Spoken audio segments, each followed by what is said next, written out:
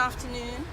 This afternoon at approximately 5:33 p.m., our Airport Operations Division received a crash alarm call from the tower, the Aleph Bay International Tower, and we have Senior Airport Fire Officer Mark Taylor, who will give you the details. Good evening. Division Officer Mark Taylor from Bermuda Fire and Rescue Service. At approximately 17:33 or 5:33 this evening, we received a call of a plane, of an aircraft that had crashed short of our runway at Aleph Bay International Airport at runway 30. Our Airport Operations Division, along with the Clearwater Resources, responded and were on scene quite quickly.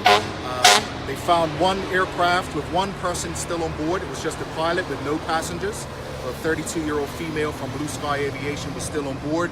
Our personnel applied what's called a foam blanket to mitigate any fire hazard. There was leaking fuel, and the pilot was still on board. Our personnel extricated that pilot through forcible entry through the right side door of the main cabin of the aircraft, took the pilot off the aircraft, and she's now being treated.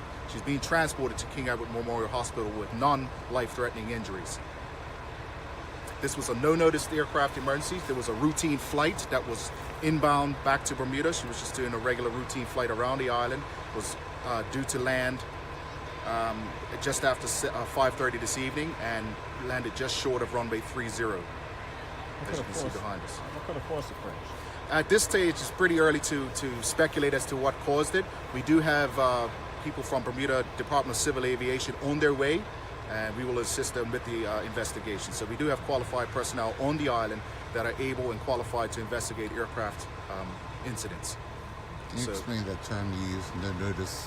When I say no notice emergency, that means that there was no heads up that this was just a normal flight operation. There was no reported malfunction with the aircraft at the time, and it just happened as the pilot was making maneuvers to land on runway 30 here at Aleph Bay International Airport.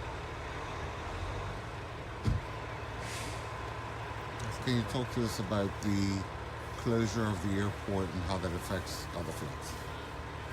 Currently, initially the airport was closed due to the fact that we had vehicles and personnel on the runway working.